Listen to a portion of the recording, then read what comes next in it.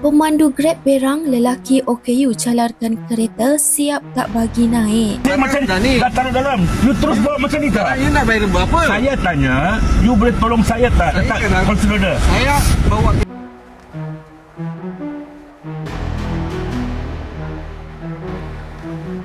Itulah rakaman seorang pemandu e-hailing yang memarahi seorang lelaki kurang upaya kerana mencalarkan keretanya dengan kerusi roda. Menerusi video tersebut, lelaki OKU itu meminta tolong pemandu terbabit untuk membantunya menaiki kereta dan mengangkat kerusi roda masuk ke kereta. Namun pemandu itu enggan berbuat demikian dan memarahi lelaki tersebut kerana telah mencalarkan keretanya. Dia akhirnya membatalkan pesanan lelaki tersebut dan beredar dari situ.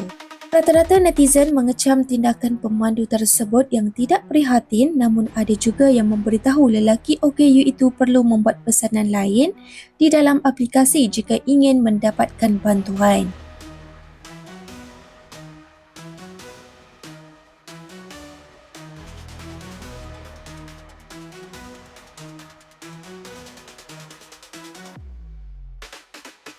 Abang Grab ni kata okey ni tak boleh.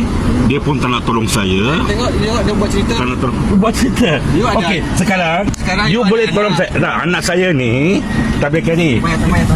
Kaki saya macam ni, you bawa macam ni dah. Sekarang you bawa kaki saya macam ni. Dah taruh dalam. You terus bawa macam ni tak? You nak bayar berapa? Saya tanya, you boleh tolong saya tak? Letak consider. Saya bawa kereta je. You boleh anak boleh you Grab, you buat Grab, you boleh tak? You kata calar pula. Sekarang you boleh letak. Sekarang kena kan? Sekarang you boleh letak, you boleh tolong letakkan tak boleh? Itu juga masalah. Boleh tak you ambil kursi roda saya letak kat belakang Grab? Saya kan tak ada masalah kan? Kereta nak jalan. Tak, sekarang you, saya tanya, boleh tak you letak kursi Sekarang roda you tutup saya? pintu lah, you tutup pintu. Tak ada masalah punya. You tutup pintu. Alamak. Cakap baik-baik lah bang. Bang, Bang, sekarang you tutup pintu kereta saya. Bukan you punya kereta. Saya kereta macam ni lagi you dah bawa ke? Tak ada. Sekarang saya kata you boleh ke belakang. You tarik you punya bapa sekarang. You tolonglah. You ni Grab driver tak nak tolong OKU ke? Macam ni ke? Macam ni ke? You Grab OKU. Sekarang you apa pasal saya lah. You tutup pintu sekarang lah. Wah, janganlah, jangan. Saya ni OKU, saya minta you tolong, tak nak tolong. Saya sekarang, you boleh lipat. Anak takkan tak boleh angkat. Saya tak boleh boleh angkat. tak boleh angkat. Saya minta you sebab you cakap you kena cara pula. Jadi you letaklah, you boleh tolong. Saya tanya you boleh tolong tak? You punya secure sudah kena. Sekarang you cakap. Tak ada kena. Tak ada kena. Saya dengar bunyi kelakang tadi lah. Sekarang saya tanya, you boleh tolong letak wheelchair saya tak boleh? Itu juga masalah. Okay, sekarang tak boleh. Sekarang you belakang. Tak boleh. Belakang. Grab driver bagus, dia kata tak boleh pula.